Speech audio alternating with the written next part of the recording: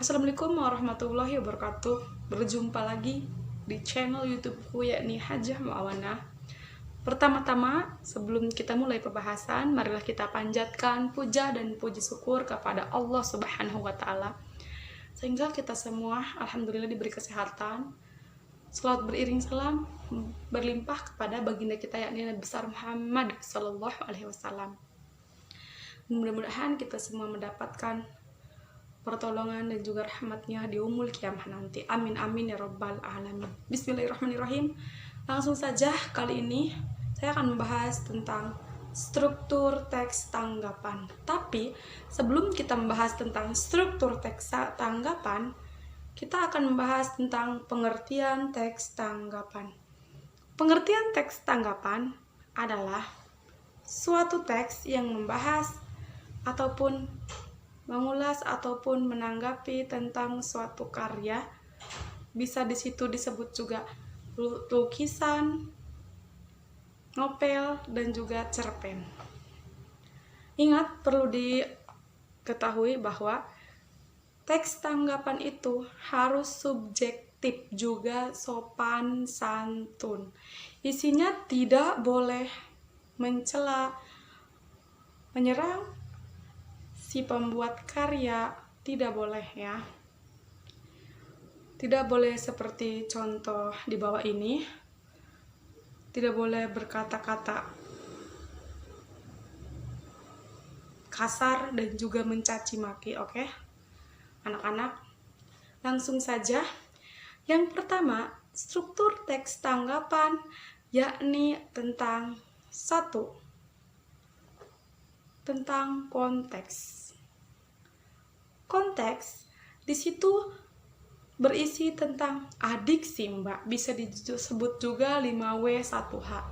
Adiksi, Mbak, itu kepanjangan dari apa, di mana, kapan, mengapa, bagaimana. Ya. Adiksi, Mbak. Ya, ketinggalan satu lagi, siapa.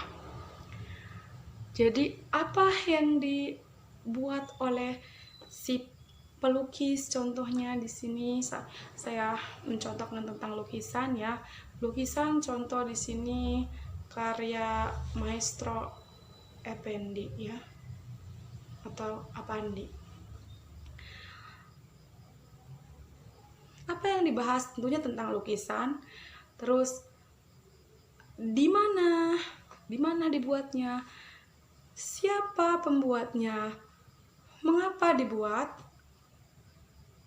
bagaimana dibuatnya, ya, mengapa dibuatnya. Itu harus ada di bagian yang pertama, di konteks ya.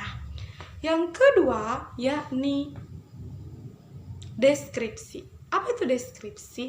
Pengertian deskripsi secara gamblang atau gampang menurut buku Bahasa Indonesia kelas 7, yakni menggambarkan suatu hal apapun itu. Contoh tentang teks misalnya, tentang suatu karya yang lainnya ya intinya. Terus yang terakhir, yang ketiga, yakni tentang penilaian. Di situ juga yang paling penting ya, penilaian. Kenapa penilaian? Karena di situ berisi tentang apa yang harus kita nilai di dalam teks tanggapan ya. Ada penilaian yang kekurangannya maupun juga kelebihannya.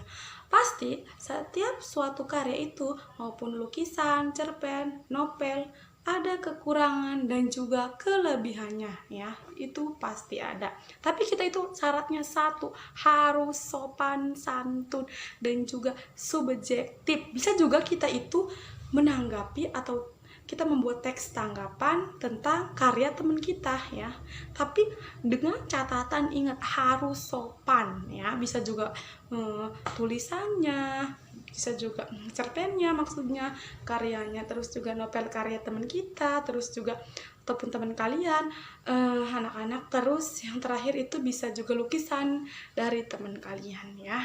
Ini dia contoh lukisan karya Apandi atau Effendi ya. Ini dia contoh tanggapan yang baik dan benar. Ini dia ya, ada di layar kaca kalian. Itu saja yang saya dapat sampaikan. Kurang lebihnya mohon maaf bila banyak kesalahan dalam tutur kata maupun tingkah laku. Sampai jumpa di channel selanjutnya. Ingat, jangan lupa subscribe-nya, subscribe ya, untuk mendapatkan informasi yang menarik lainnya, terutama tentang pelajaran. Kali ini tadi itu teks tanggapan itu ada di kelas 3 ataupun kelas 9 semester 2 ya. Jangan lupa belajar di rumah. Bye bye. Assalamualaikum.